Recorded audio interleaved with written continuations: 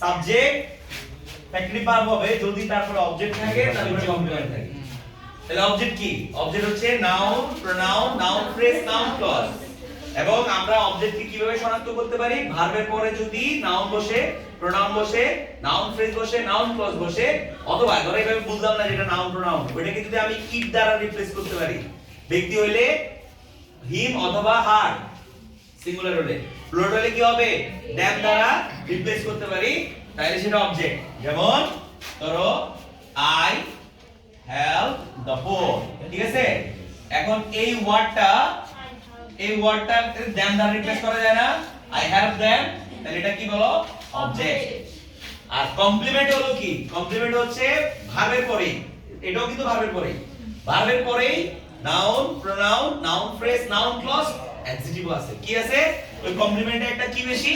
Adjective বেশি। তাহলে noun, pronoun, noun phrase, noun clause এবং অ্যাডজেক্টিভ হলে সেটা কমপ্লিমেন্ট হবে যদি এই ভার্বটা, এই ভার্বের জায়গায় কি কি থাকে?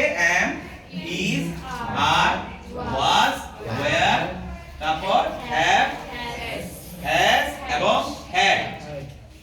তখন এইগুলোর পরে যদি নাউন বসে, প্রোনাউন বসে, নাউন ফ্রেজ বসে, নাউন ক্লজ বসে এবং অ্যাডজেক্টিভ বসে, তখন এই am, is, are, was, were, have, has, had এর জন্য এই ওয়ার্ডগুলোকে কি বলে? কমপ্লিমেন্ট বলে। দ্যাট মিন্স কমপ্লিমেন্ট হলো সাবজেক্টের পরিচয় বহনকারী। সাবজেক্ট কি সেটা বোঝায়। যেমন ধরো আমি লিখলাম হি ইজ আ টিচার, সে একজন শিক্ষক। এই অংশটা কি বলো? এই ইজ এর পরে আসছে, এই টিচারটা কে ভাইয়া? হি, তাই না? সুতরাং সাবজেক্টের পরিচয় বহনকারী ভার্বের পরে যদি, বা ভার্বগুলো কোনগুলো? এগুলোর পরে যদি noun, pronoun, noun phrase, noun clause এবং অ্যাডজেক্টিভ হয় সেটা হচ্ছে কমপ্লিমেন্ট।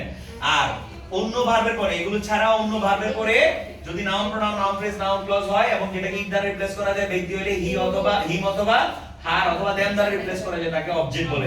ঠিক আছে? এখন ফ্যাক্টরি ভার্ব হবে যদি এই তোমার কি ভার্বের পরে যদি কি বসে? অবজেক্ট বসে, তারপরে কমপ্লিমেন্ট বসে, তখন এই অবজেক্ট এবং কমপ্লিমেন্টের জন্য এই দুটো মিলে এটার নাম ফ্যাক্টরি ভার্ব। যেমন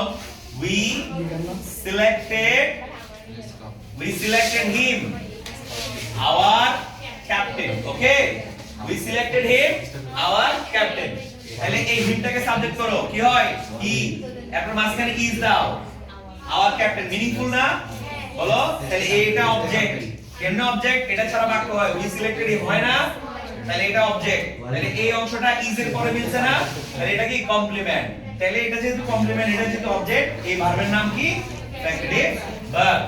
এবং এই অবজেক্টের নাম আমার কি অবজেক্ট? ভাই বলো, ফ্যাক্টরি অবজেক্ট। ওকে,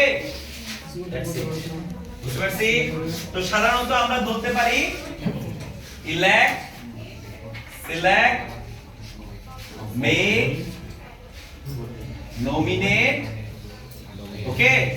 elect, select, make, nominate, call, name, এগুলো মূলত ফ্যাক্টরি ভার্ব হিসেবে ব্যবহৃত হয়। যেমন we elected him our chairman, we selected him our captain, we make them ধরো কি our advisor, ঠিক আছে? we nominated him, ঠিক আছে, our instructor, we call him a liar, right? ঠিক আছে? তারপরে we name a bad name to him, okay? That's it. সুতরাং ফ্যাক্টরি ভার্ব হচ্ছে সাবজেক্ট, ফ্যাক্টরি ভার্ব হবে যদি অবজেক্টের পরে কমপ্লিমেন্ট থাকে। যদি দুইটা অবজেক্ট বসে যায় তখন কিন্তু এটা ফ্যাক্টরি ভার্ব হবে না, তখন এটা হবে ট্রানজিটিভ ভার্ব। একটু করে বুঝো। যদি দুইটা অবজেক্ট হয়, যেমন I give him a pen, এখানে কেমনে বুঝবো দুইটা অবজেক্ট? এটাকে সাবজেক্ট করো, কি হবে ভাই? he is a pen, meaningful, meaningless. তাহলে এটা একটা অবজেক্ট, এটা অবজেক্ট। দুটো অবজেক্ট থাকলে আবার একটা ডিরেক্ট, একটা ইনডিরেক্ট হয়, এটা বিশাল আরেক ক্লাস। তো বুঝে গেছে ফ্যাক্টরি ভার্ব কি?